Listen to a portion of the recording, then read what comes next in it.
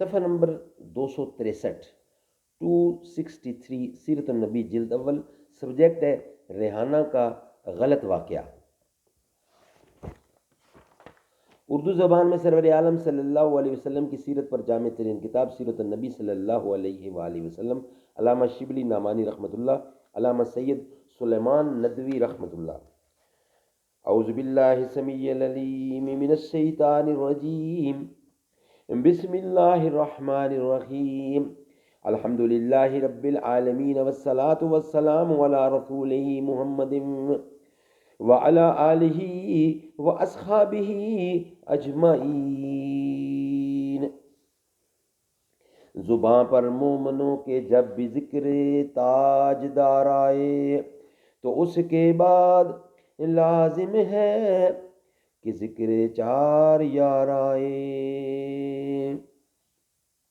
ریحانہ کا غلط واقعہ۔ متعدد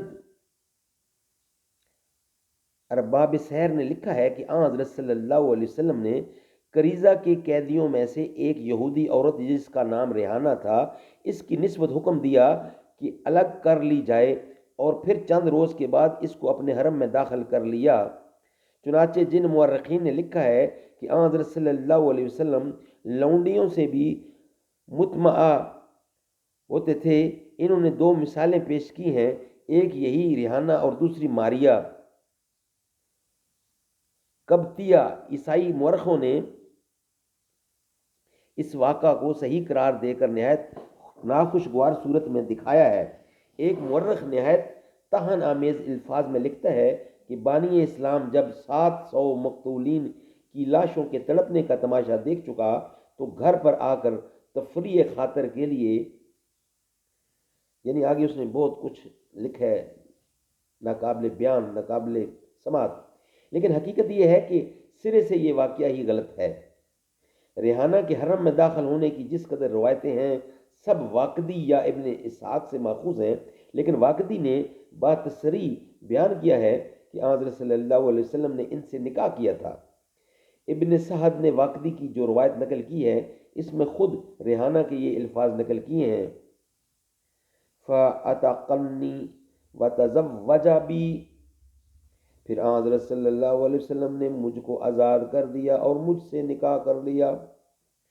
حافظ ابن حجر نے احسابہ بن محمد بن حسن کی تاریخ مدینہ سے جو روایات نقل کی ہیں اس کے یہ الفاظ ہیں، وَكَانَتْ ریحانہ الکریزۃ زوج النبی صلی اللہ علیہ وسلم تسکنہ، اور ریحانہ کرزیہ جو حضرت صلی اللہ علیہ وسلم کی زوجہ محترمہ تھیں اس مکان میں رہتی تھیں۔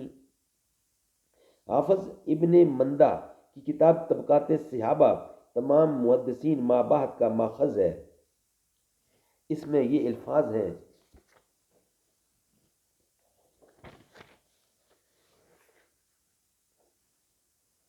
ریحانہ کو گرفتار کیا اور پھر آزاد کر دیا تو وہ اپنے خاندان میں چلی گئیں اور وہیں پردہ نشین ہو کر رہیں۔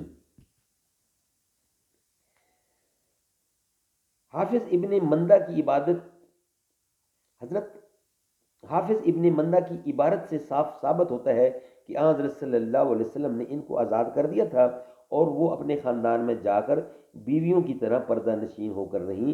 ہمارے نزدیک محقق واقعہ یہی ہے، اور اگر یہی مان لیا جائے کہ وہ حرم نبی میں آئیں تو تب بھی قطعاً وہ منکوحات میں تھیں، کنیز نہ تھیں۔ حضرت ریحانہ کے متعلق کتب سیر میں 3 قسم کی روایتیں ہیں۔ ایک یہ کہ آپ نے ان کو آزاد کر دیا اور وہ اپنے خاندان والوں کے پاس جا کر پردہ نشین ہو کر رہیں، یہ روایت ابن مندہ کی ہے، مگر اس کی تائید میں کوئی دوسری روایت نہیں۔